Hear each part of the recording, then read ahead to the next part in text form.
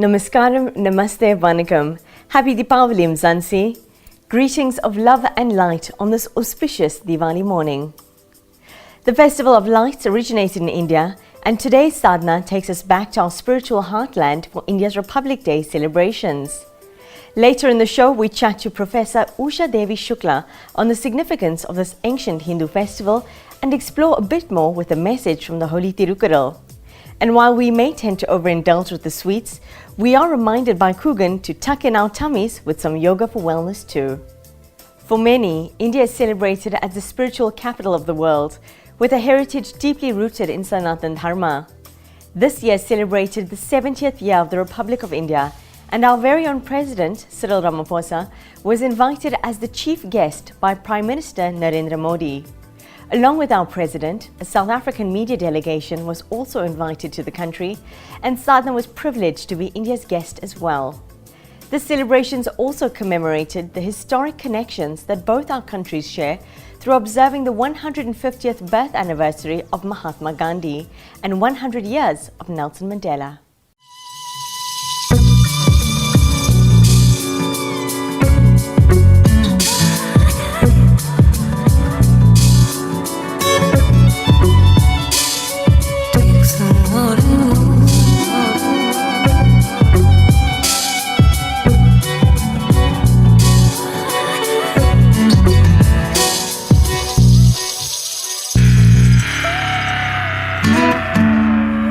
We have a common history in the bonds that were forged during the period of indenture, which brought Mohandas Karamchand Gandhi to South Africa, and after 21 years he left South Africa as the Mahatma, and that's why we say that Gandhi is the son of South Africa.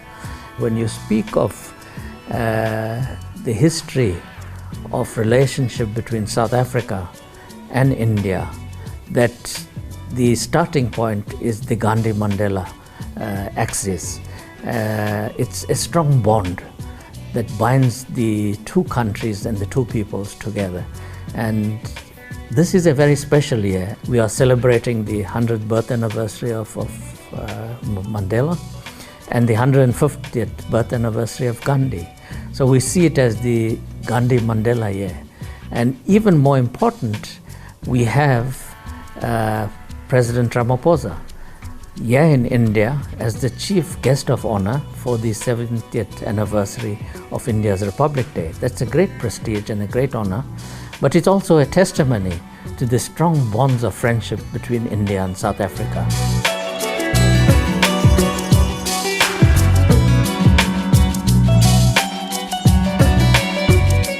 One of the most important things is that South Africa and India share historic links and cultural links as well, and India is making use of that.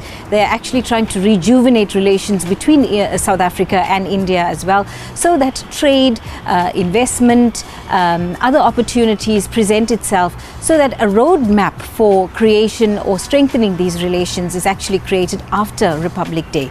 New Delhi has been very welcoming. We've seen the South African flags and the Indian flags next to each other, which means that India really values the relationship with South Africa.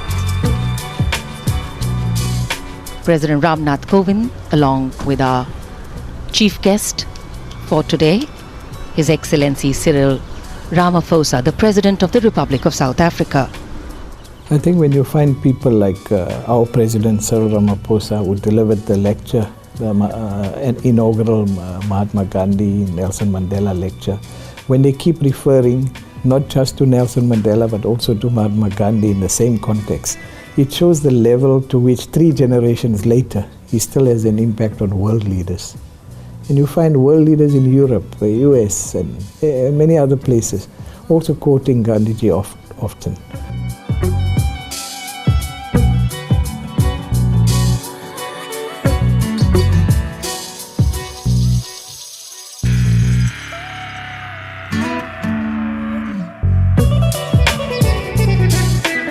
Those were 2 ordinary people that became extraordinary through their legacy. And you and I can do the same.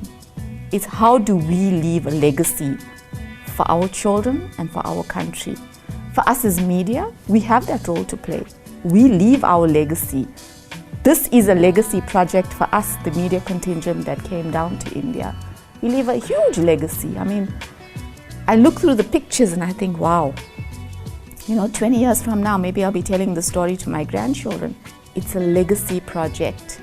So each one of us have the ability, in a small way, to do what these great men did.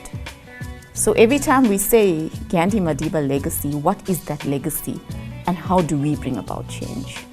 There were two of us that received the Pravasi Awards from South Africa. It was myself and Swami Sharda Prabhananda, the head of the Ramakrishna Mission in Durban.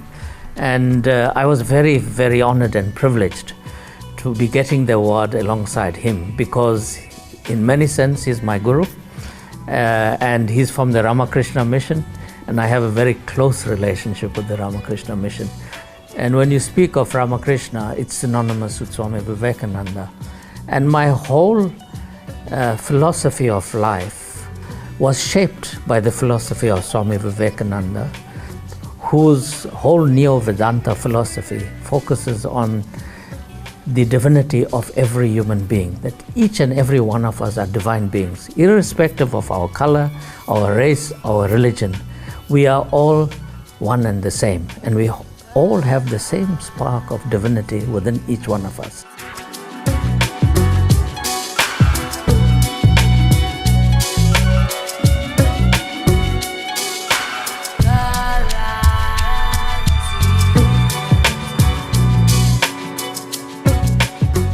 There were two elements that really caught my attention. One was the technological prowess of both the equipment and the personnel, and their level of passion and dedication. That was one. The second one for me was the actual crowd, their passion for the Republic, their patriotism. I mean, all those flags flying and so on. People, I believe, had come from all over the country. And in South Africa what happens when we have a public holiday similar to this. Everyone either goes to a braai or does something else. It's a public holiday. I think we can learn in South Africa from that level of patriotism. I think for me the thing that stood out in terms of all our visits was women in leadership. And we're seeing it in the private sector, we're seeing it in government, and I think it is amazing that women are being accorded that type of respect in India. I mean, even the parade today, many of those regiments were being led by young Indian women. That just fills you with a sense of pride. And I think that's another lesson for us, if women were ever suppressed anywhere, I think it was in India. And they have risen above that. And that's another lesson that I take back, that anything is possible. I mean, we had women in the army, we had women in the navy, we had women in the military. So I think, women in leadership in India is something to be commended.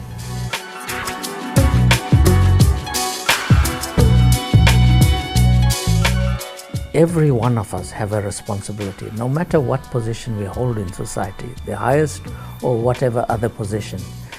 A society can only progress if every individual contributes to it. When time stands still and hearts beat strong, a silent flame lifts into song. A billion prayers in reverence call, the silence quietly saying it all.